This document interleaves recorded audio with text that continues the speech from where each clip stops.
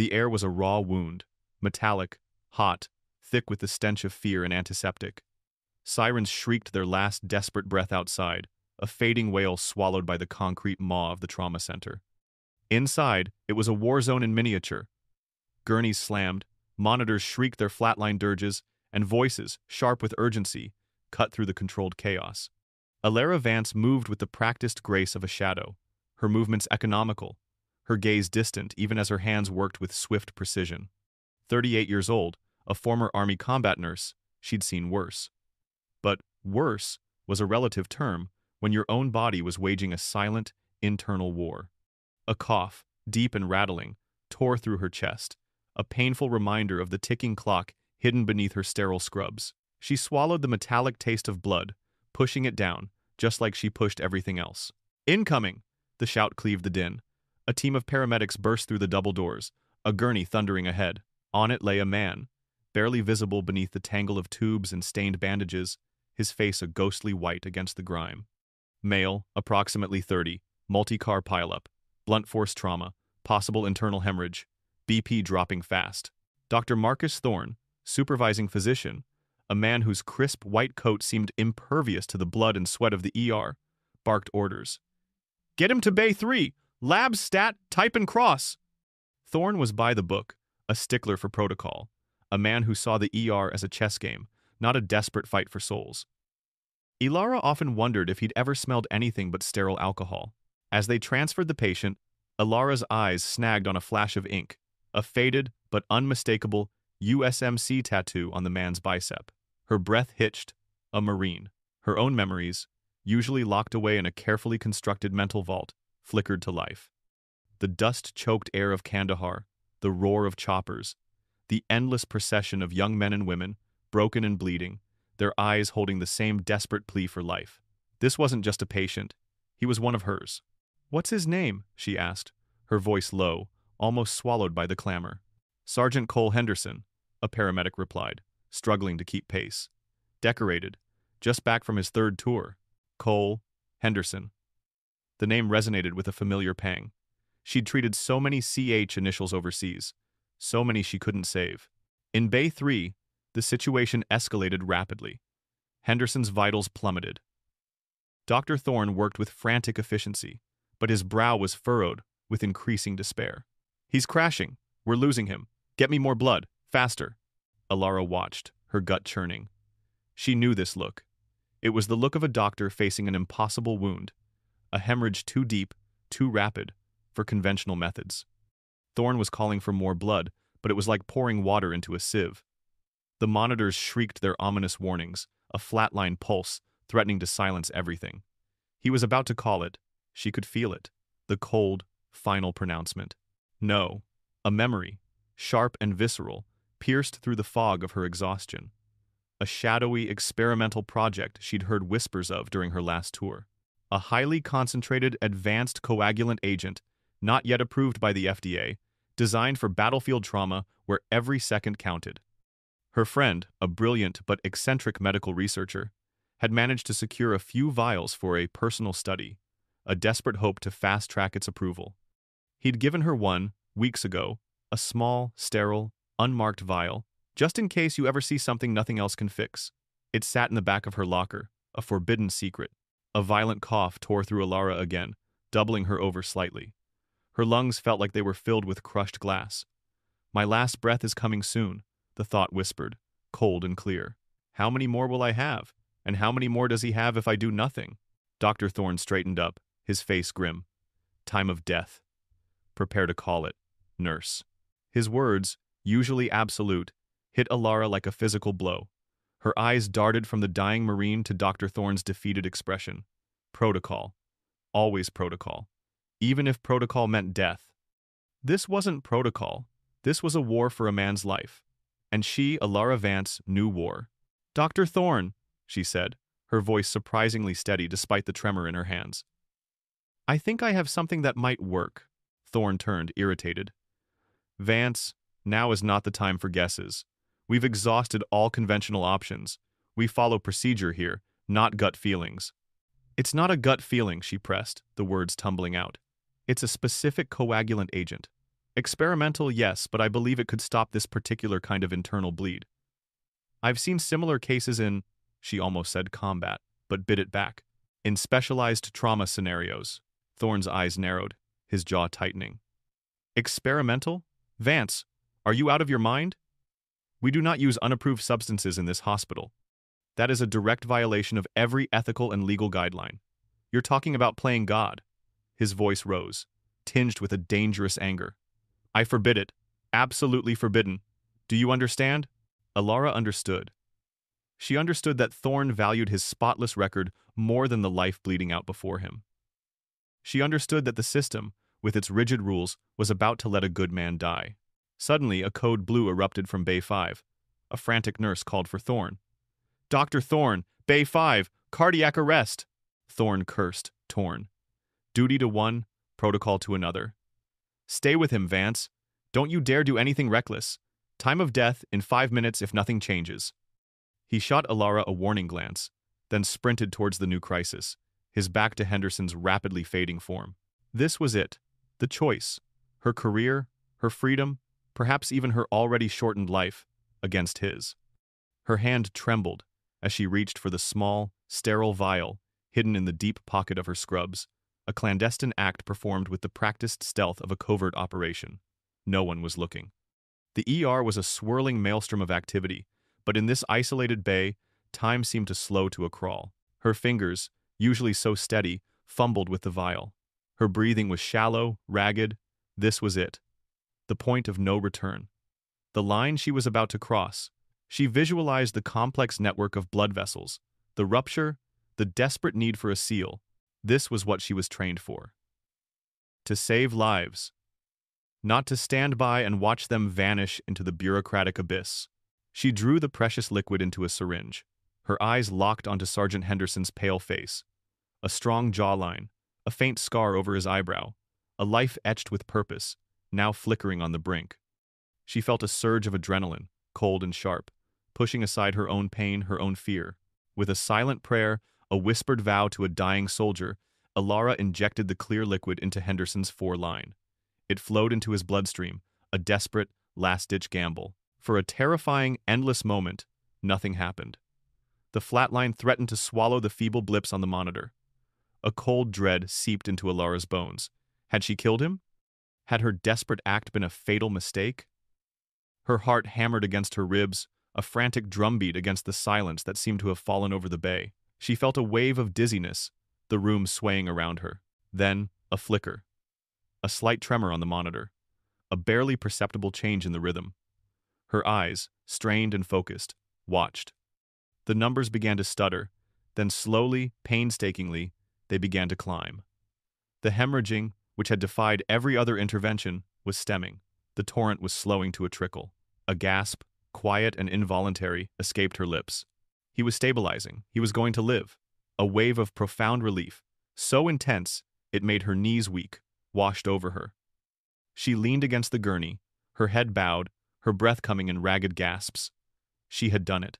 She had pulled him back from the precipice. Vance, Dr. Thorne's voice, sharp and furious, shattered the fragile peace.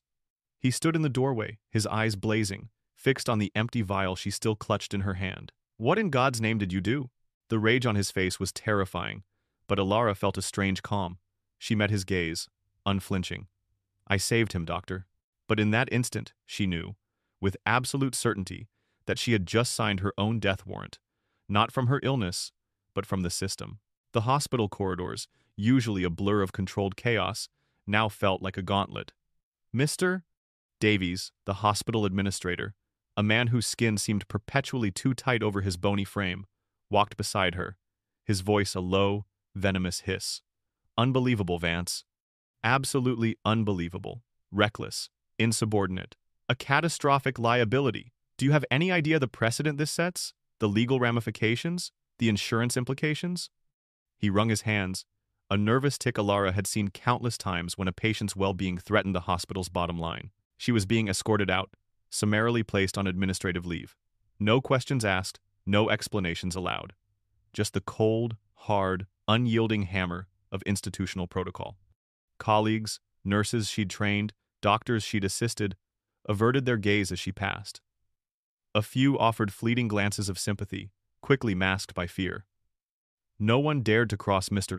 Davies, or worse, Dr. Thorne, whose fury Alara could still feel like a phantom burn on her skin. She was being ostracized, treated like a criminal, for saving a life. The bitter irony tasted like ash. The cool night air was a shock against her flushed face as she stepped outside. She didn't have a car today. Her old beat-up sedan was in the shop. She started the long, weary walk to her apartment, the city lights blurring around her, her mind a numb buzz of exhaustion and a strange, defiant pride. She had saved him. That was the only thing that truly mattered. Her apartment was small, a utilitarian space in a nondescript building that reflected her life. Lived in, but sparse. The first thing she saw upon entering was the neatly folded American flag in a shadow box on her bookshelf, a tribute to her service and the friends she'd lost. Next to it, a faded photograph of her, younger, stronger, in her army fatigues, a confident smile on her face. Now, her reflection in the darkened window showed a woman etched with weariness, shadows under her eyes, a perpetual tremor in her hands. On her small kitchen table lay a stack of envelopes, all from the Department of Veterans Affairs. Each one bore the same crushing message, dressed in bureaucratic language: claim denied. Her lung condition, the lingering legacy of burn pit exposure in the dusty, toxic landscapes of war, was not, according to their assessment, service-related. Each denial was a fresh wound, a reminder that the system that demanded her sacrifice now refused to acknowledge her suffering. She didn't bother turning on the lights. She simply collapsed onto her worn sofa, the day's immense physical and emotional toll finally claiming her. The adrenaline that had propelled her through the crisis, through the confrontation, through the walk, now drained away, leaving her hollow and aching. Her chest constricted, a familiar tightness, and she fought back another cough. Sleep, when it came, was not a balm, but a restless, fractured escape, haunted by flashing lights and frantic whispers. She drifted into that fitful slumber, a shallow, desperate respite. The world outside, however, was not sleeping. A different kind of crisis had been set in motion, a bureaucratic cascade triggered by her selfless act.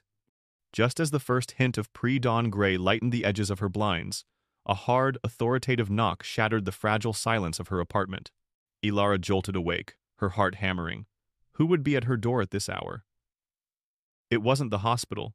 They'd already done their damage. She pushed herself up, her limbs stiff and protesting, and cautiously approached the door, peering through the peephole. Her blood ran cold. Two men in crisp military fatigues stood on her stoop, their faces unreadable, their postures rigid. They were military police. And between them, a third figure, taller, broader, with an aura of undeniable authority.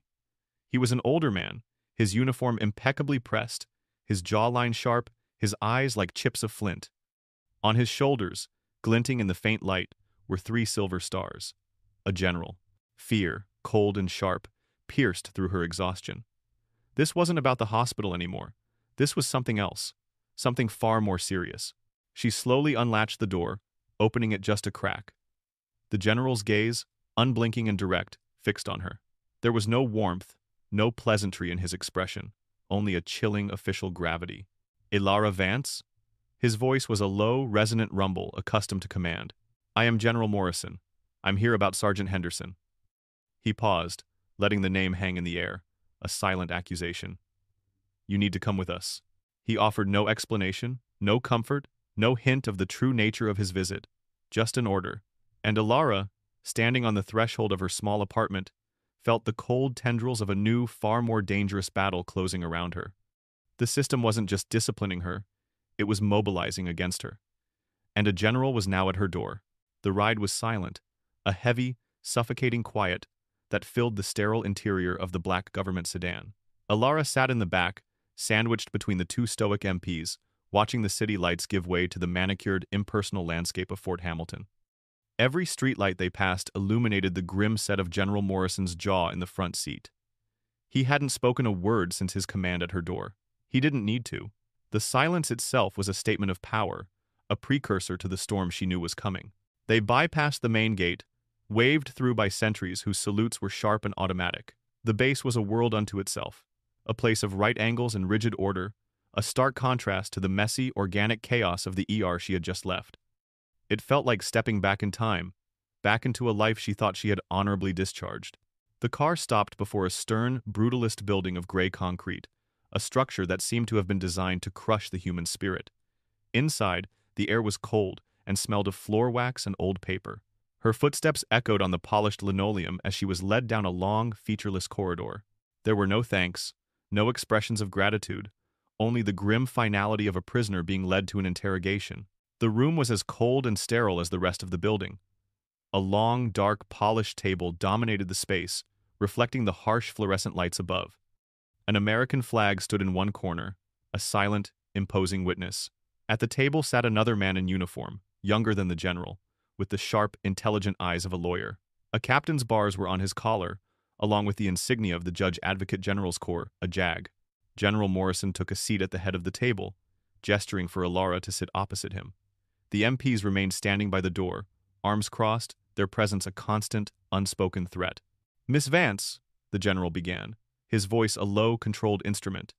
He folded his hands on the table, a picture of absolute composure. "This is Captain Davies. He is here to advise on the legal ramifications of your actions last night. Let me be perfectly clear. This is not a debriefing. This is a preliminary inquiry into a serious breach of protocol with potential national security implications." Alara's breath caught in her throat. National security? The words were so wildly out of proportion to what had happened that she felt a dizzying sense of unreality. "General, with all due respect, I am a civilian nurse. I saved a man's life at a civilian hospital. I don't understand." "You don't understand," Morrison cut her off, his voice flat, "because you do not have the full picture. The man you saved is Sergeant Cole Henderson. His father is Senator Robert Henderson, chairman of the Senate Armed Services Committee." The name hit Alara like a physical blow, a senator's son. Suddenly, the sterile room, the general, the JAG, it all clicked into a terrifyingly clear picture. This wasn't about a Marine's life, it was about a politician's asset. The JAG, Captain Davies, spoke for the first time, his voice smooth and precise, each word a carefully placed stone in the wall they were building around her. "Miss Vance, by administering an unapproved, unknown, and unsanctioned substance to Sergeant Henderson, you did not merely violate hospital policy. You exposed a high-value military asset and the son of a major political figure to a potentially lethal agent. For all we knew, you could have been an agent of a foreign power attempting an assassination. You could have triggered a biological event. Your recklessness has created a crisis that goes far beyond the walls of that emergency room." The accusation was so monstrous, so utterly divorced from her intentions, that Alara could only stare, dumbfounded. An assassination? A biological event? "I'm a nurse. I was trying to stop him from bleeding to death." "Your intentions are noted, Miss Vance, but they are legally irrelevant," Captain Davies countered smoothly. "What is relevant is your action. You performed a non-consensual human experiment on a United States Marine." The phrase hung in the cold air, ugly and venomous.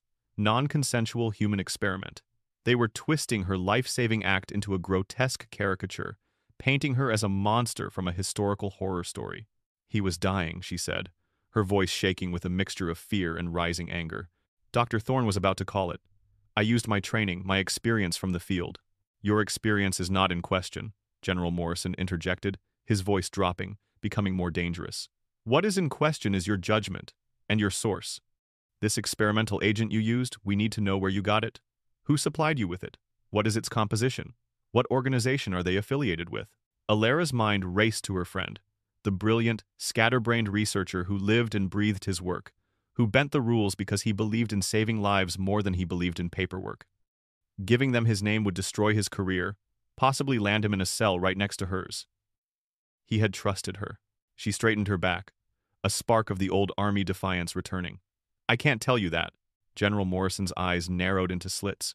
"You can't, or you won't." "I won't." A tense silence descended on the room. Captain Davies leaned forward. "Miss Vance, I advise you to reconsider. Obstructing a federal investigation, particularly one involving national security, carries severe penalties." "This isn't about national security," Alara shot back, her voice gaining strength. "This is about politics and liability. If Sergeant Henderson had died on that table, no one would be in this room. But because he lived, and because I broke a rule to make it happen, you're threatening me? It's insane." General Morrison leaned back in his chair, a look of profound disappointment on his face, as if she were a recruit who had failed a basic test of character. "Your idealism is noted, Miss Vance, and it is dangerously naive. You operate in a world of rules for a reason, to prevent chaos, to ensure accountability.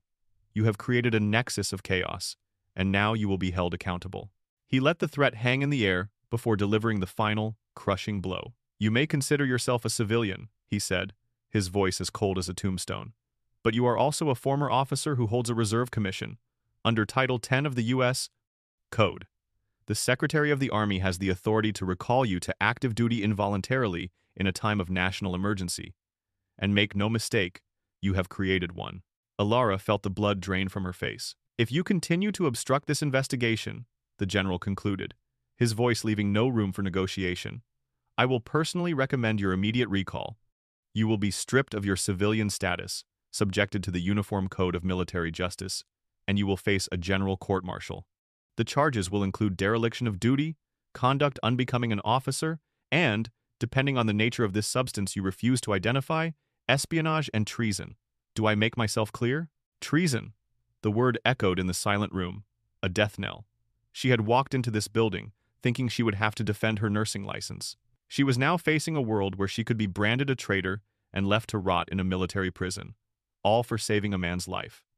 The injustice of it was a physical weight, pressing down on her, stealing the very air from her already failing lungs. She looked from the general's implacable face to the JAG's cold, calculating eyes. She was alone, trapped in the gears of a machine she once proudly served, a machine that was now preparing to grind her into dust. The interrogation at the military base felt like a surreal nightmare, but the return to the civilian world was a descent into a special kind of hell, one paved with bureaucratic forms and whispered accusations. The military's threat was a looming guillotine, but the hospital's retaliation was a slow, meticulous dissection of her career, her character, and her spirit. The morning after her release from the base, she was summoned to a formal disciplinary board hearing at the hospital. The room was the opposite of the military's sterile conference hall. It was richly appointed with wood paneling and plush chairs, a place designed to convey an image of compassionate authority. But the atmosphere was just as cold, and far more insidious. Mr. Davies presided, his face a mask of solemn concern that didn't quite hide the triumphant glint in his eyes. Dr. Thorne sat beside him, his arms crossed, a portrait of offended propriety. Dr. Thorne was the first to speak, his testimony a masterclass in professional assassination. He described Alara as erratic and emotionally compromised, suggesting her judgment was clouded. "Nurse Vance has always had a tendency to operate on the fringes of protocol," he stated, his voice dripping with condescension. "She often relies on what she calls field experience, which is frankly not applicable in a controlled modern medical environment. Her actions were not just insubordinate, they were a profound betrayal of the trust this hospital, and I personally, placed in her. She gambled with a patient's life for the sake of her own ego. Every word was a twisting knife." He omitted the crucial context, that the patient was dying, that his own methods had failed, that he had effectively given up. In his telling, Alara was a rogue agent who had snatched a stable patient and subjected him to a dangerous, unnecessary procedure. Then came Mr. Davies. He didn't focus on medicine, he focused on money and law. He brandished a thick folder, waving it like a weapon. "The potential liability here is astronomical," he declared, his voice rising with theatrical panic. "We have no idea what this substance island. What are the long-term side effects? Could Sergeant Henderson sue us a year from now for unforeseen complications? Could his family? We had to report this incident to our insurers, to the State Medical Board, to the FDA. The fallout from Nurse Vance's 5 minutes of reckless vigilantism will be costing this hospital millions of dollars and man-hours for years to come." He made it sound as if she had burned down a wing of the hospital, not saved the life of a man inside it. Alara sat there, stunned into silence. They had taken her act of desperation and compassion and reframed it as a crime of ego and a financial catastrophe. When she was finally given a chance to speak, her voice was hoarse. She tried to explain the urgency, the certainty she felt, the knowledge born from seeing hundreds of similar wounds. They listened with polite, dismissive patience. Her real-world experience was treated as an amusing but irrelevant anecdote. They had their reports, their procedures, their flowcharts. A dying man was just a data point that had fallen off the accepted curve. The board's decision was swift and predictable. Her suspension was upheld indefinitely, pending a full review that could lead to termination and a report to the state nursing board that would permanently revoke her license. She left the hearing room in a daze, the carefully constructed world of her career collapsing around her. But the system wasn't done with her yet. As she stepped out of her apartment building the next day, a plain blue sedan pulled up to the curb. A man in a rumpled suit stepped out, flashing a detective's badge. "Alara Vance? I'm Detective Miller, City PD. I need to take your statement regarding the incident at Mercy General."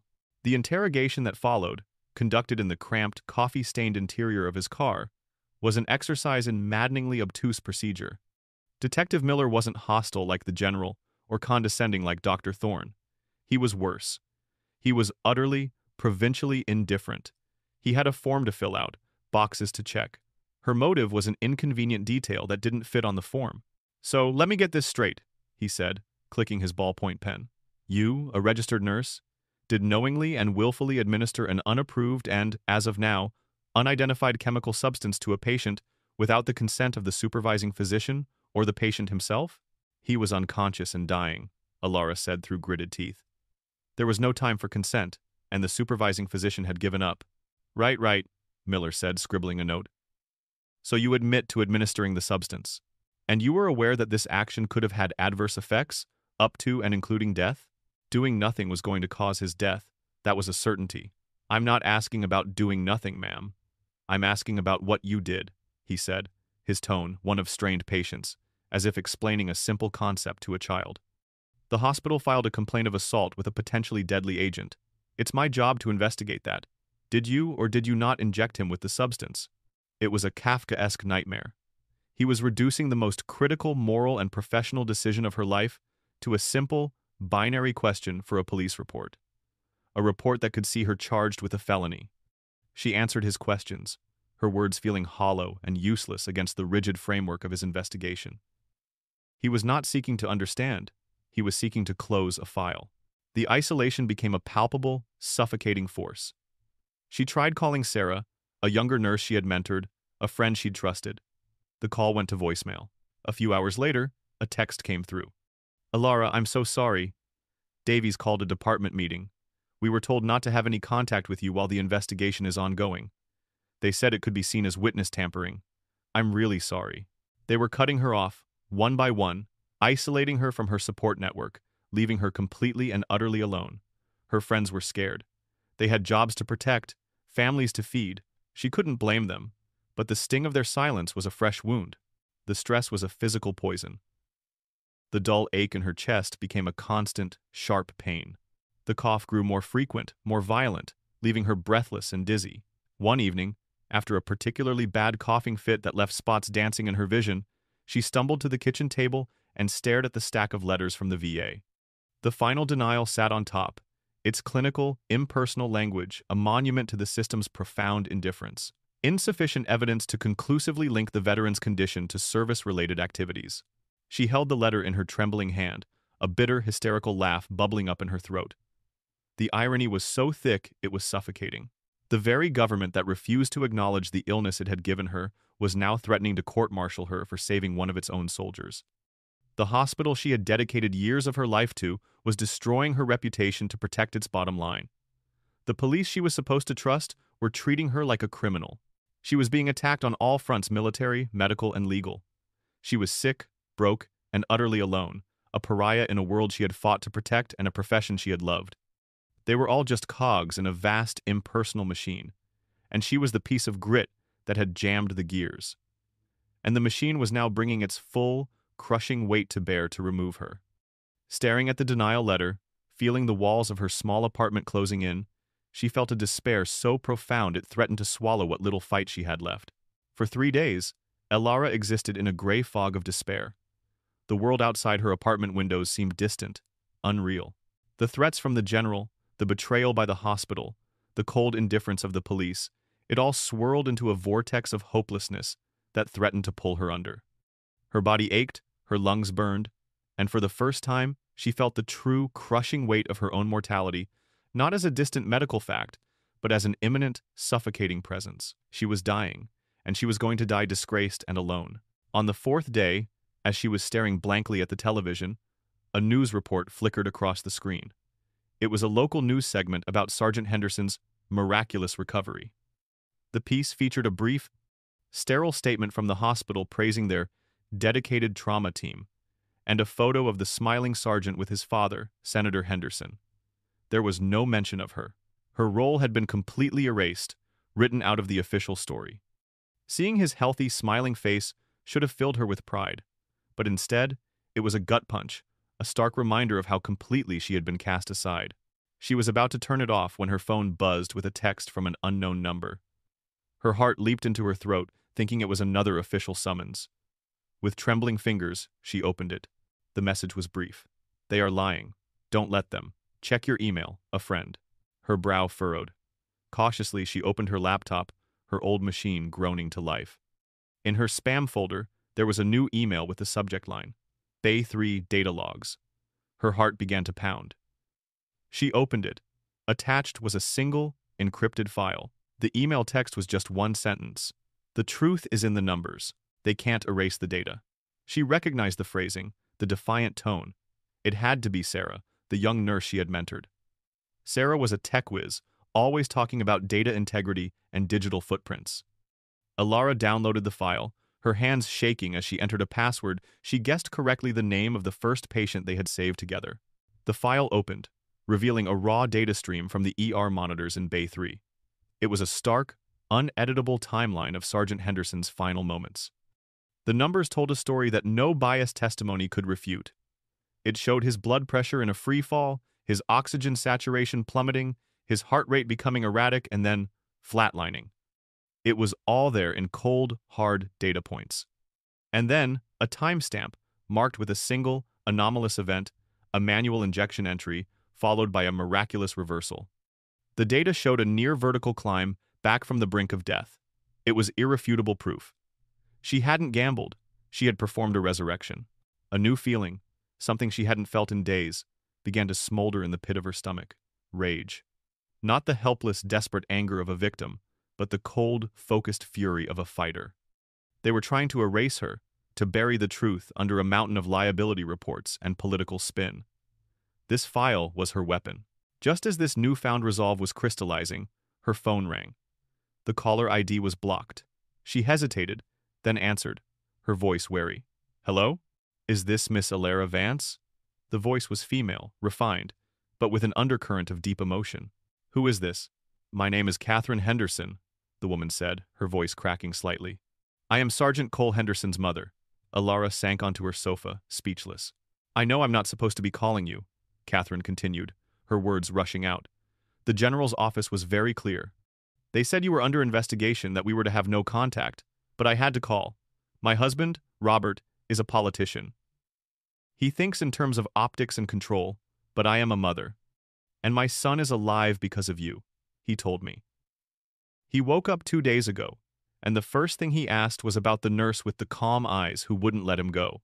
Tears pricked at Alara's eyes, the first she had shed through the entire ordeal. "Cole told me he heard the doctor say it was over, that he felt himself slipping away," Catherine said, her voice now a whisper. "And then he felt your hand on his and you said, 'Not on my watch, soldier.' He remembers that. He told me you saved him. I don't care what the hospital says, or what the military says. I know what you did. You are a hero, Miss Vance, and I will not stand by while they try to crucify you for it." The words hero, calm eyes, not on my watch, were a balm on her raw, wounded spirit. It was the validation she had so desperately needed, a confirmation that her actions had been seen, had mattered. "Thank you," Alara whispered, her voice thick with emotion. "You have no idea what that means to me." "I'm going to help," Catherine said, her voice firming with resolve. "Robert is afraid of the political fallout, but I am not. I have friends in the press. This story will be told, and it will be told correctly." Hanging up the phone, Alara felt a profound shift inside her. The fog of despair had burned away, replaced by a clear, hard purpose. She looked from the data logs on her screen to the VA denial letter on her table. This was no longer just about defending herself. It was about something bigger. It was about the countless other soldiers who were failed by the very system that created their wounds. It was about the doctors and nurses who were handcuffed by rigid protocols that chose liability over life. Her fight was not just to clear her name. It was to expose the hypocrisy of the entire system. She had used an unapproved agent to save a soldier. The VA had used an approved bureaucracy to deny her care. The irony was a weapon, and she would wield it. She wouldn't just protect her source. She would champion the cause. The experimental agent, this thing they treated like a bioweapon, had worked. It could save others. It should save others. They wanted to bury it, to classify it, to hide it away, because its discovery was messy and inconvenient. She would force it into the light. Her illness was still a death sentence, but for the first time in a long time, she felt truly alive. The system had pushed her too far. It had threatened a dying woman, and in doing so, had made her fearless. She had nothing left to lose, and a world of truth to gain. Her last breath was still coming, but she would be damned if she didn't use the ones she had left to scream. The hearing room was designed to be suffocating. It was small, paneled in dark, imposing wood, with a heavy oak table that seemed to absorb all the light and sound. At the head of the table sat the 3 members of the state nursing board, their faces impassive, their posture radiating a weary authority. This was the final crucible. This was where her life's work would either be validated or erased forever. Mr. Davies and Dr. Thorne sat with the hospital's lawyer, a sharp-suited man named Peterson who radiated an aura of expensive, reptilian calm. General Morrison was also present, seated in the back corner of the room, his presence a silent, monolithic weight. He was there to provide testimony on the military's ongoing investigation, a fact Peterson was keen to leverage. Peterson began, his voice a smooth, reasonable drone, as he systematically dismantled Alara's career. He presented her as a history of being a difficult employee, using doctored performance reviews to paint a picture of insubordination. He twisted her battlefield experience into a liability, portraying her as a loose cannon unable to adapt to civilian standards. Dr. Thorne provided his sanitized, self-serving account of the events, his testimony making it sound as though Alara had wrestled the syringe from his hand to inject a mystery poison into a stable patient. The facts are simple, Peterson concluded, gesturing towards Alara as if she were a piece of faulty equipment. Elara Vance, without authorization and against a direct order, administered a non-FDA-approved, unidentified, and potentially lethal substance to a patient. That she did not kill him was a matter of sheer dumb luck, not skill. She is not a hero, she is a liability, a danger to the public, and a disgrace to the profession. It looked hopeless. The board members scribbled notes, their faces grim. The narrative was set. She was a reckless rule-breaker who had gotten lucky. Then, it was her turn. Alara rose slowly, her body feeling frail but her gaze steady. She didn't address Peterson or Thorne. She looked directly at the board members. "Mr. Peterson is correct," she began, her voice quiet but carrying in the tense silence. "The facts are simple, but he has presented the wrong ones." She placed a small USB drive on the table. "This is a copy of the complete, unedited data log from Sergeant Henderson's monitors in Bay 3. It was provided to me by a hospital employee who believes, as I do, that the truth matters more than liability." A ripple of shock went through the room. Mr. Davies shot a venomous look around, as if trying to identify the traitor. "The data shows that at 22:47 hours, Sergeant Henderson's systolic pressure dropped to 40. His oxygen saturation fell to 78%. At 22:49, his heart rate entered ventricular fibrillation before flatlining completely. According to this hospital's own data, and by any medical definition, Sergeant Henderson was dead. Dr. Thorne had ceased effective treatment. The luck Mr. Peterson mentioned was that I was in the room when the approved protocols had failed." She paused, letting the data sink in.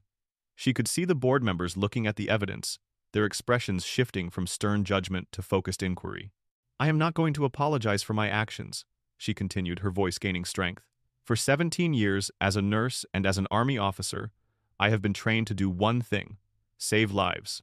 Not to fill out paperwork, not to mitigate insurance risk, to save lives." She took a step forward, her eyes finding Thorne's. "Dr. Thorne said I was playing God, but the God of protocol and bureaucracy had already passed sentence. I simply filed an appeal." Then, she turned her attention back to the board, and her voice softened, becoming deeply personal. "There's another fact that wasn't in Mr. Peterson's file." She took a deep, shuddering breath, a prelude to a cough she managed to suppress. "I am dying. I have a terminal lung condition given to me by the very same government Sergeant Henderson swore to defend.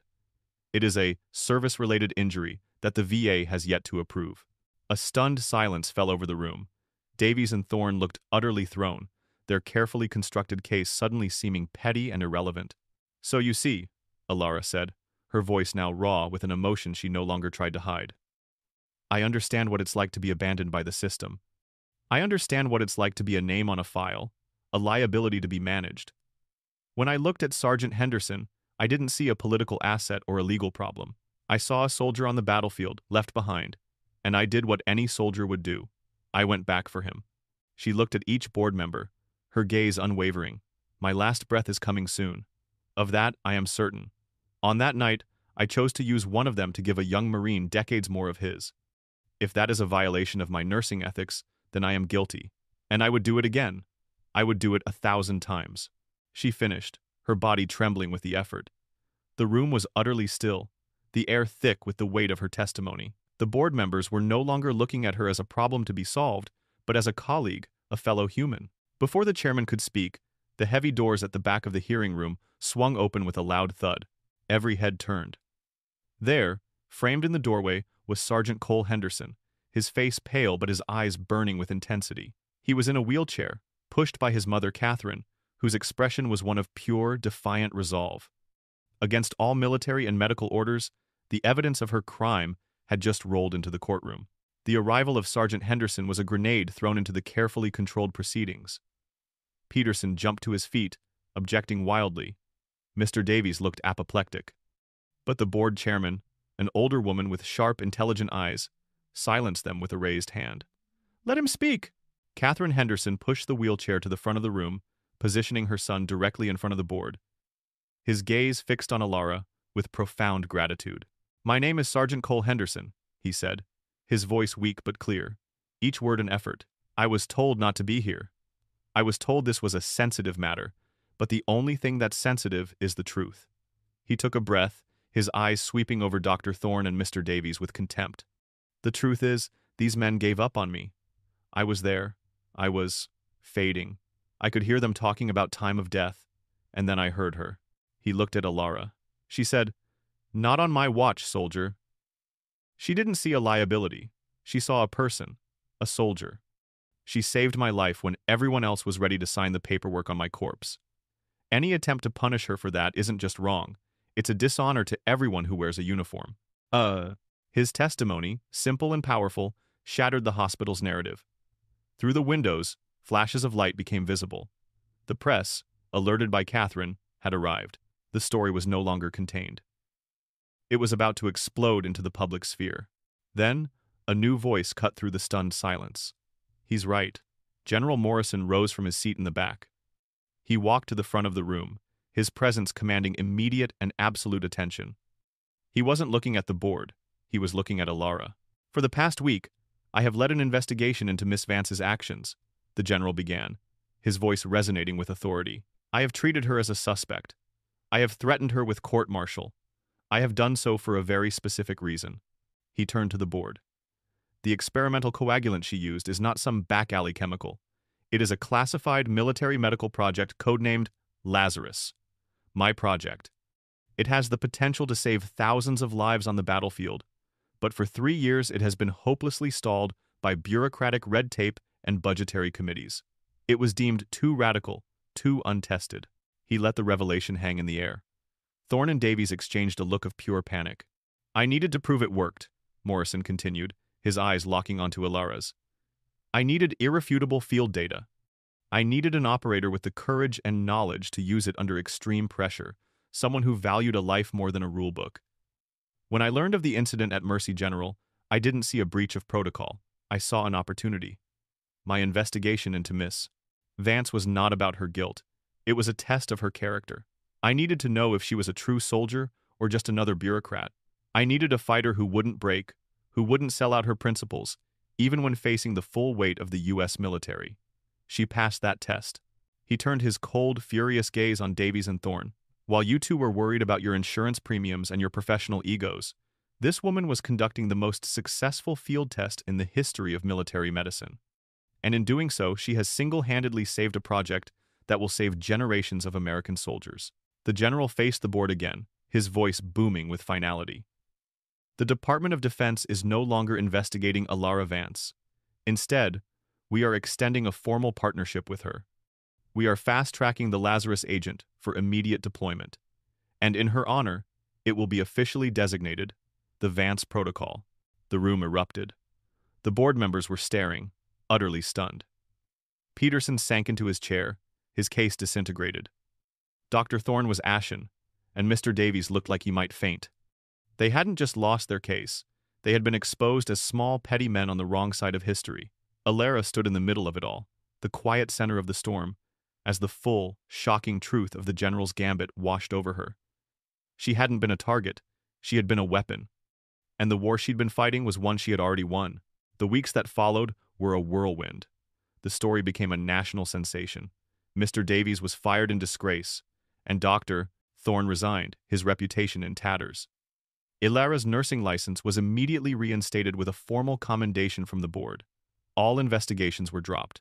She was hailed as a hero, a symbol of courage against a faceless system. But the victory was bittersweet. The public battle had taken a savage toll on her private one. The stress had accelerated her illness, and the fight that had given her purpose had also consumed the last of her strength. She was celebrated in newspapers and on television, but she watched most of it from a bed, her breaths becoming more shallow, the world beyond her window growing softer and more distant. A few months later, in a quiet room in a hospice overlooking a small garden, she received her final visitor. General Morrison walked in, not in his stiff, decorated uniform, but in a simple civilian polo shirt and slacks. The stars were gone from his shoulders, and with them, the weight of command. He was just a man. He pulled a chair up to her bedside, foregoing pleasantries. He knew she didn't have time for them. The first field kits of the Vance Protocol were deployed with the 75th Ranger Regiment last week, he said, his voice low and factual, a soldier delivering a report to a fellow soldier. Yesterday, a convoy was hit by an IED outside of Bagram, 2 men with massive internal hemorrhaging, the kind we always lost. He paused, meeting her weary but clear eyes. They both made it. The medics used your protocol. They're alive, Alara. They're going to go home to their families. A slow, peaceful smile spread across Alara's face, a smile of profound and final satisfaction. This was the only medal she had ever wanted. The coughs had subsided now. The fight was over. There was only a quiet stillness left. She had been abandoned by the system, betrayed by her colleagues, and threatened by the very institution she had served. But in the end, she had forced them all to bend to a simple, undeniable truth. A life is worth more than a rule. Good, she whispered, her voice barely a breath. That's good. The general simply nodded, a look of immense, quiet respect in his eyes. He sat with her in the fading afternoon light as her breathing grew softer. She had faced down the machine and won. She had saved more than just one Marine. She had saved countless to come. Her legacy was secure. Ilara Vance closed her eyes, not in defeat, but in peace. She had finally earned her honorable discharge.